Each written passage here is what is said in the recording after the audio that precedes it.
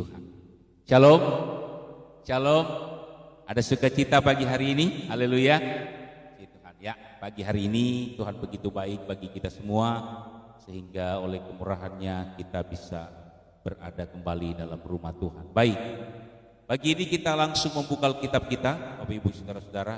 Cuaca pagi hari ini mendung ya, namun ya kita melihat sudah mulai terang kembali, puji Tuhan. Mari kita sama-sama membuka Alkitab kita di dalam Injil Matius pasal 4 ayat 1 sampai ayatnya yang kedua.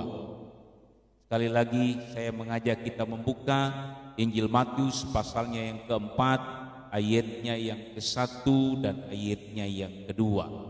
Saya baca demikian bunyi firman Tuhan. Maka Yesus dibawa oleh Roh ke padang gurun untuk dicobai iblis. Dan setelah berpuasa 40 hari dan 40 malam, akhirnya laparlah Yesus. Nah, saudara-saudara, saya lanjut khotbah tentang Injil Matius pasal 4. Seperti yang hari Minggu yang lalu kita belajar tentang pencobaan. Ya, hari Minggu yang lalu kita belajar tentang menang atas pencobaan. Rahasia bagaimana supaya saya dan saudara menang atas pencobaan. Nah, pagi hari ini saudara-saudara masih di dalam perikop yang sama, kita kembali mengingat apa sih pencobaan itu. Walaupun saya sudah sampaikan pada hari Minggu yang lalu, tapi saya coba ulangi sedikit saja. Pencobaan itu apa sih? Pencobaan itu Bapak Ibu Saudara-saudara, kita bisa lihat dari dua pandangan, dari dua perspektif. Ya. Pencobaan itu bisa datang dari iblis, Bapak Ibu Saudara-saudara, dan biasanya kalau pencobaan itu datang dari iblis, pencobaan itu tujuannya adalah menjatuhkan kita, melemahkan kita, menciderai kita, bahkan mencelakakan kita. Kalau pencobaan itu datang dari iblis. Tapi pencobaan itu saudara-saudara bisa juga datang dari Tuhan. Nah, kalau pencobaan itu datang dari Tuhan, maka pencobaan itu bukan untuk menjatuhkan kita, menciderai kita, atau mencelakakan kita, tapi pencobaan itu tujuannya adalah menguji iman kita. Jadi bisa pencobaan itu datang dari iblis untuk menjatuhkan kita, menciderai kita, mencelakai kita, bisa. Tetapi Tuhan juga punya tujuan untuk memberikan pencobaan kepada kita, memberikan pencobaan sebagai ujian bagi kita. Ujian untuk apa? Ujian untuk memurnikan, ujian untuk mempertebal iman kita, ujian untuk memperkuat iman kita ketika kita menghadapi persoalan demi persoalan. Nah, pagi hari ini Bapak Ibu Saudara, pada minggu yang lalu kita sudah belajar tentang rahasia bagaimana kita menang atas pencobaan. Nah, pagi hari ini saudara-saudara, kenapa saya ajak kita membaca ayat 1 dan ayat 2? Saya ingin mengajak kita melihat bahwa walaupun iblis itu punya kuasa untuk mencobai kita, iblis itu punya kesempatan untuk menciderai, mencelakai kita lewat pencobaan. Tetapi catat baik-baik, Tuhan Allah kita, Dia berdaulat atas seluruh persoalan hidup kita. Allah kita, Dia berdaulat atas seluruh pencobaan yang terjadi atas hidup kita. Jadi firman Tuhan pagi hari ini saya beri judul, Allah berdaulat atas pencobaan dalam hidup kita. Saya baca sekali lagi ayat yang kita baca tadi ya. Coba dari ayat 1 Mari kita perhatikan ayat ini. Ayat 1. Ya. Maka Yesus dibawa oleh roh ke padang gurun untuk dicobai iblis. Mari kita perhatikan ayat ini. Ya. Ayat ini berkata, maka Yesus dibawa oleh roh ke padang gurun. Jadi setelah Tuhan Yesus dibaptis, Bapak Ibu Saudara-saudara, ketika Tuhan Yesus keluar dari air, selesai baptisan, maka roh membawa Yesus ke padang gurun. Jadi kita lihat di sini, Yesus dipimpin oleh roh ke satu tempat, namanya padang gurun. Dia dipimpin oleh roh, dibawa ke padang gurun.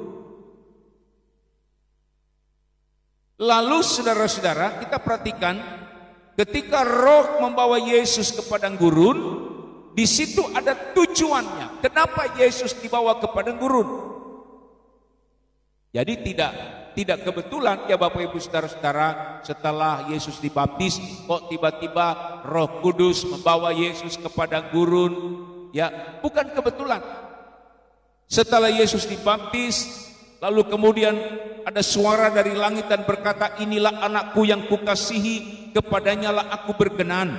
Lalu kemudian Roh Kudus membawa Yesus ke padang gurun.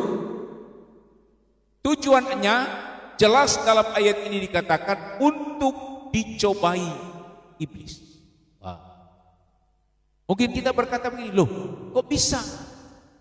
Ya, Tuhan atau Roh Kudus membawa pribadi Yesus dibawa ke padang gurun, tujuannya untuk dicobai oleh iblis. Itulah sebabnya saya katakan tadi, Bapak Ibu Saudara-saudara, iblis memang punya kuasa untuk mencobai kita. Dan seperti saya katakan tadi, kalau iblis mencobai kita, biasanya iblis itu menciderai, menjatuhkan kita, mencelakakan kita, membunuh iman kita. Biasanya iblis kalau memberikan pencobaan seperti itu. Tetapi kalau kita baca ayat ini, saudara-saudara, ya, tidak, artinya iblis walaupun punya kuasa untuk mencobai kita, tetapi iblis tidak semena-mena mencobai kita. Kenapa? Karena iblis mencobai kita selalu seizin dari Tuhan. Yesus diizinkan Tuhan untuk dicobai. Iblis memang mau mencobai Tuhan Yesus, tetapi Roh Tuhan yang membawa Yesus ke padang gurun. Jadi coba kita cermati dalam kalimat sederhana. Bapak Ibu Saudara perhatikan baik-baik. Iblis memang punya kesempatan untuk bisa menciderai kita.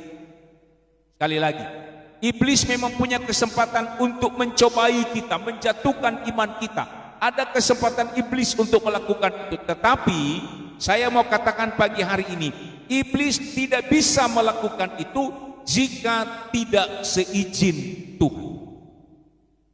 Bisa katakan amin Bapak Ibu.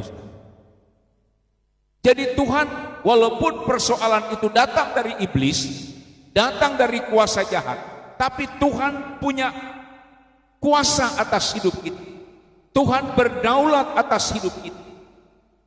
Walaupun iblis mencobai Yesus, tetapi iblis mencobai Yesus seizin daripada Tuhan, seizin daripada Allah. Itu berita baiknya bagi saya dan saudara pagi hari ini, bahwa Allah, Dia Allah yang berdaulat atas setiap pencobaan-pencobaan yang terjadi dalam hidup kita. Memang saudara-saudara, contoh yang paling bagus untuk kita belajar dari persoalan ini adalah bagaimana Tuhan memberikan pencobaan yang dialami oleh Ayub. Ya, mari kita coba baca. Ayub pasalnya yang pertama, ayatnya yang ke-21. Ayub pasal 1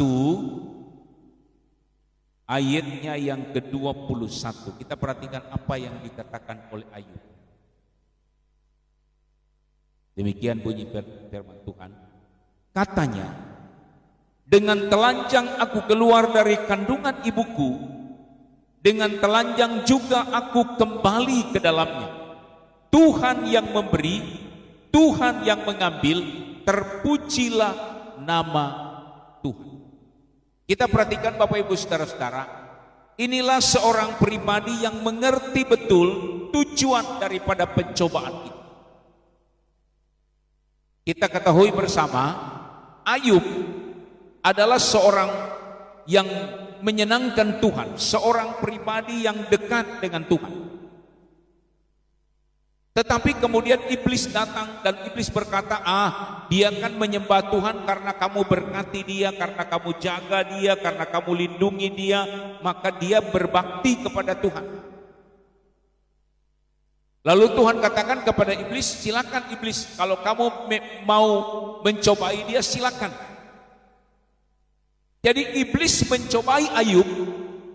Sekali lagi, iblis mencobai Ayub. Iblis punya kuasa untuk mencobai Ayub, tapi seizin dari Tuhan. Ya. Iblis harus datang dulu kepada Tuhan. Tuhan, saya mau lakukan ini terhadap Ayub. Yang pertama-tama saudara-saudara, apa yang terjadi, semua yang diusahakan oleh Ayub, yang dikerjakan oleh Ayub bangkrut Bapak Ibu Saudara. Tanamannya, buah-buah yang ditanam, peternakannya, semua usaha yang dikerjakan oleh Ayub bangkrut. Kenapa bangkrut? Karena dicolong, dimaling orang.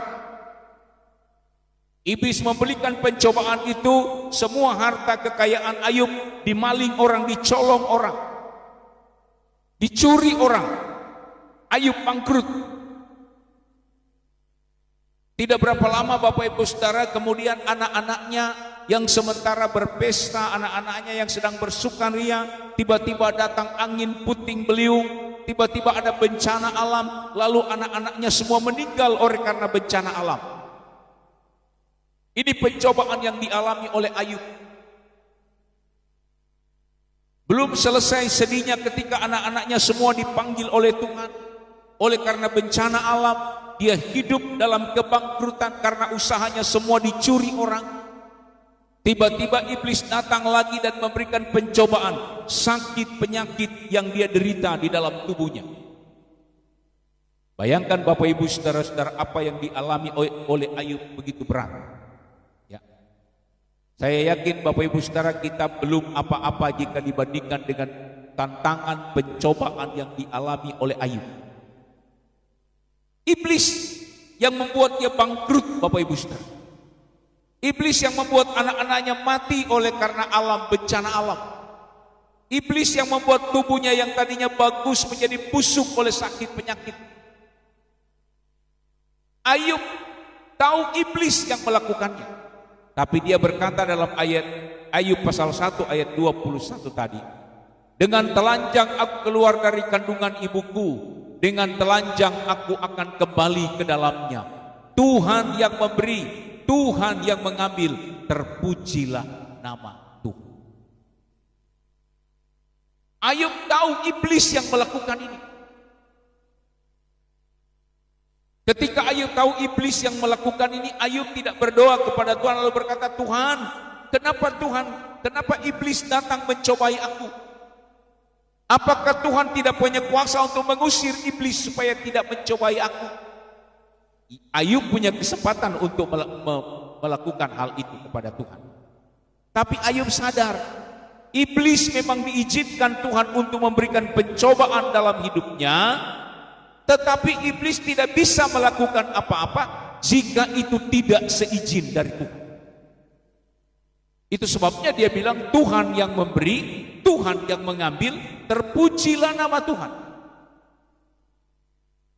Jadi Ayub adalah seorang pribadi yang mengerti betul. Ya. Walaupun kadang-kadang saya dan saudara ada di dalam pimpinan Tuhan, sama seperti Tuhan Yesus dipimpin oleh Roh, Tapi kadang-kadang Bapak Ibu Saudara, Tuhan memimpin kita dan memberikan kesempatan bagi saya dan saudara untuk menguji iman kita, untuk menguji kesetiaan kita, menguji kadar cinta kita kepada Tuhan. Dan ujian itu saudara-saudara harus melewati pencobaan yang diizinkan Tuhan terjadi atas hidup kita.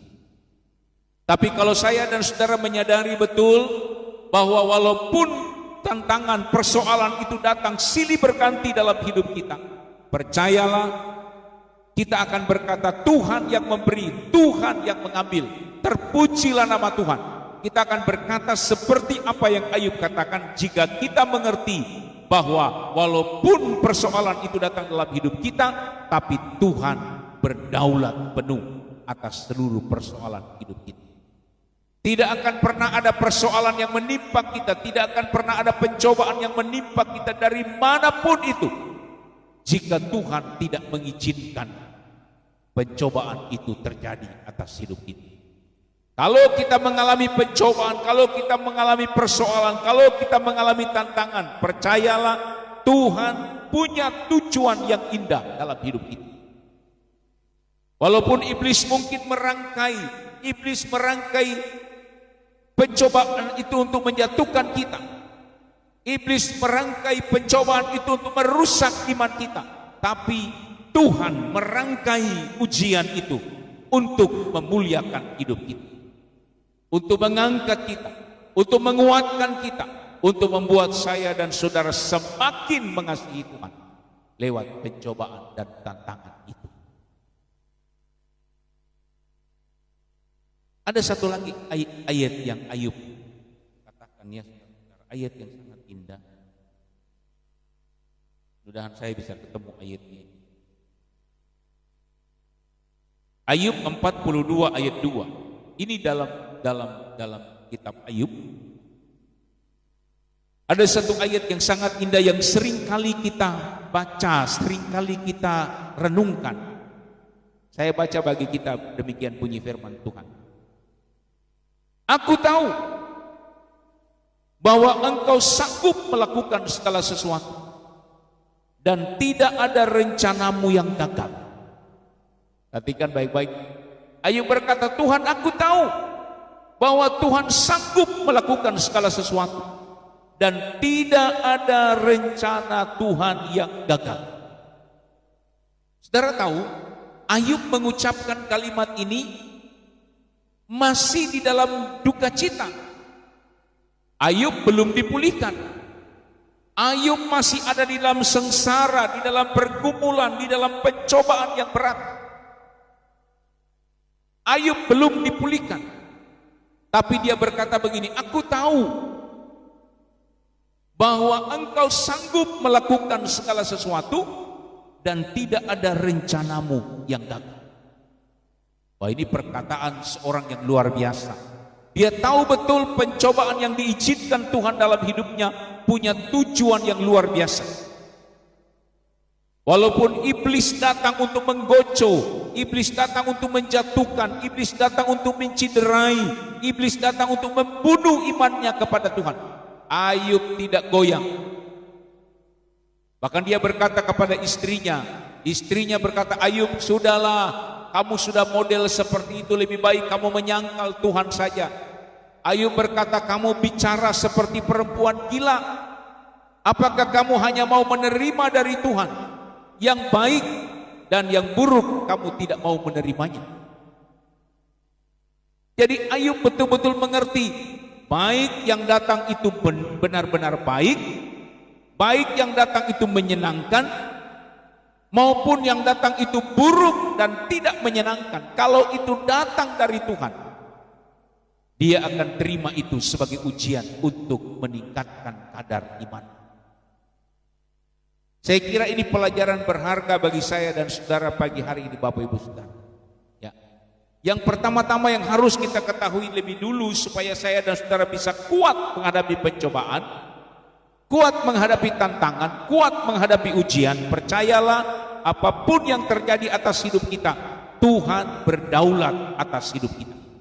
Tidak ada perkara apapun yang terjadi atas hidup kita jika tidak seizin dari Tuhan. Semua seizin Tuhan. Bahkan iblis yang mau mencobai kita pun, dia harus datang dulu kepada Tuhan. Saya mau mencobai Ibu Mega, saya mau mencobai Ibu Ika, saya mau mencobai Mas Andre. Dia mesti datang dulu sama Tuhan, minta izin dulu sama Tuhan. Kalau Tuhan kasih izin, baru dia bisa mencobai kita, baru dia bisa memberikan tantangan dalam hidup kita. Kalau Tuhan bilang tidak, jangan, maka tidak seorang pun yang bisa menjamah hidup kita, sebab hidup kita ada dalam kedaulatan Tuhan. Hidup kita ada di dalam tangan Tuhan. 1 Korintus,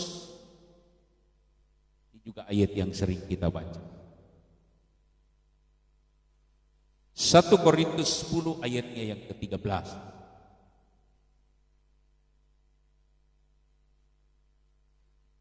Saya baca 1 Korintus 10 ayat 13. Pencobaan-pencobaan yang kamu alami ialah pencobaan biasa, yang tidak melebihi kekuatan manusia, sebab Allah setia, dan karena itu ia tidak akan membiarkan kamu dicobai melampaui kekuatanmu. Pada waktu kamu dicobai, ia akan memberikan kepadamu jalan keluar sehingga kamu dapat menanggungnya. Wow.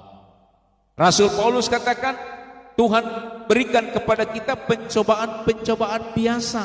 Kenapa pencobaan biasa? Walaupun kadang-kadang kita saudara-saudara berhadapan dengan masalah, kita merasa masalah yang kita hadapi ini luar biasa. Ada yang bilang, Pak Pendeta, masalah yang saya hadapi itu betul-betul luar biasa beratnya. Saya tak mampu. Tidak. Ayat ini katakan pencobaan, tantangan, persoalan yang kita hadapi itu biasa. Tuhan izinkan terjadi dalam hidup kita. Ayat ini berkata apa? Tidak melebihi kekuatan kita. Ya. Kenapa tidak melebihi kekuatan kita? Karena Tuhan berdaulat atas hidup kita. Saya dan saudara punya ukuran kekuatan. Ukuran kekuatan saya dengan ukuran kekuatan Ibu Indri berbeda. Ukuran kekuatan saya dengan ukuran Pak Andre berbeda. Kita punya ukuran kekuatan iman yang berbeda satu dengan yang lain, dan Tuhan tahu ukuran kekuatan kita. Itu sebabnya Dia tidak memberikan ujian, Dia tidak memberikan pencobaan melebihi kekuatan kita. Kalau ada orang yang berkata, Pak Pendeta, pencobaan saya ini berat sekali, dan memang pencobaan itu mungkin berat sekali, saya mungkin bisa berkata begini, berarti dia di hadapan Tuhan lebih kuat dari saya. Ketika seseorang rekan kita, saudara kita, sahabat kita yang mungkin mengalami persoalan yang berat dalam hidupnya, jangan kita menghakimi lalu berkata, oh ini begini. Tidak. Mungkin saudara-saudara, dia punya kekuatan lebih daripada kita. Karena Tuhan tahu ukuran kekuatan kita.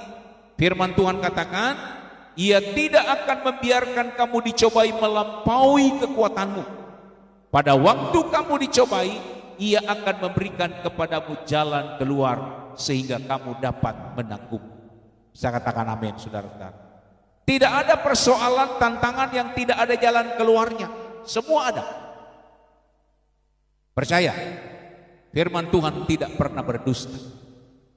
Tidak ada pencobaan, tidak ada masalah, tidak ada persoalan yang tidak ada jalan keluarnya.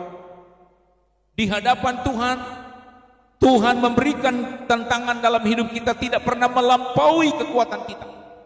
Melampaui kekuatan saya tidak pernah melampaui kekuatan saudara. Kalau Tuhan izinkan itu terjadi, Tuhan sudah menyiapkan jalan keluar atas persoalan kita supaya kita dapat menanggung. Jadi persoalan itu datang oleh karena gangguan kuasa kegelapan, persoalan itu datang oleh karena ujian Tuhan dalam hidup kita, pasti Tuhan tahu. Tuhan tahu kekuatan kita.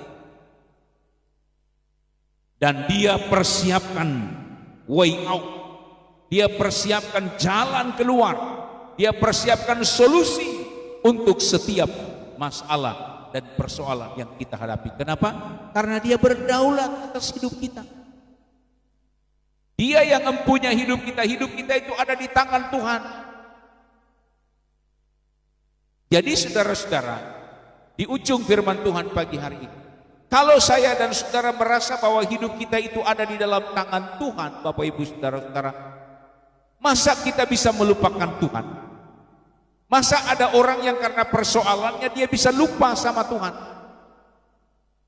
Masa ada orang yang oleh karena persoalannya, oleh karena tantangan yang dihadapi, oleh karena masalah yang dihadapi, dia nggak bisa datang di dalam rumah Tuhan? Salah betul. Salah besar.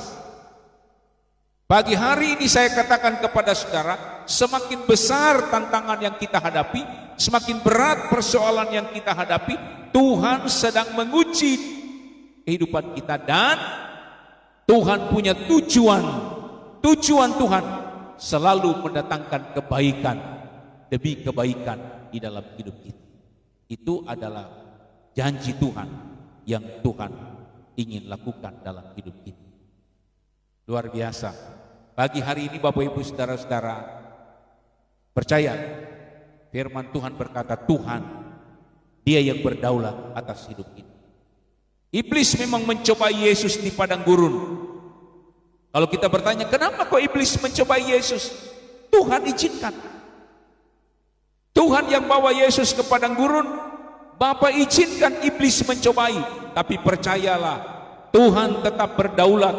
Karena dia mengirimkan malaikat-malaikatnya untuk memberi makan Tuhan Yesus. Dalam seluruh persoalan hidup kita. Jika hidup kita ada di dalam, benar-benar ada di dalam tangan Tuhan, percayalah dia berdaulat atas hidup kita. Saya tidak tahu apa yang menjadi doa dan kerinduan kita pagi hari ini. Apa yang menjadi tantangan kita, apa yang menjadi persoalan kita, ketahuilah kita ada di dalam tangan Tuhan dan dia sungguh-sungguh kontrol hidup kita. Apapun yang terjadi dalam hidup kita, kita ada dalam kontrolnya Tuhan. Tidak ada sesuatu yang terjadi dalam hidup kita jika Tuhan tidak mengizinkan itu terjadi. Itu sebabnya mari kita bersyukur kepada Tuhan. Kalau hari ini saya dan saudara masih diberi kekuatan, diberi kesehatan, diberi kemampuan, maka bersyukurlah kepada Tuhan. Kalau ada tantangan, ada masalah, ada pencobaan yang terjadi, bersyukurlah. Sebab Tuhan sedang menyatakan kedaulatannya dalam hidup kita. Percayalah hidup kita ada dalam tangan Tuhan dan pertolongan Tuhan selalu ada menyertai hidup kita. Tuhan Yesus berkati Bapak Ibu saudara-saudara. Mungkin ini yang dapat saya sampaikan pagi hari ini. Pulanglah, bawalah pesan firman Tuhan pagi hari ini. Apapun yang terjadi atas hidupku tidak pernah melampaui kekuatanku, sebab Tuhan telah menyiapkan jalan keluar. Karena Tuhan berdaulat penuh, Tuhan kontrol penuh hidupku jika aku ada di dalam tangan Tuhan. Mari kita berdiri bersama-sama. Kita akan berdoa buat firman Tuhan pagi hari ini, supaya firman Tuhan yang kita dengar menjadi kekuatan di dalam hidup kita.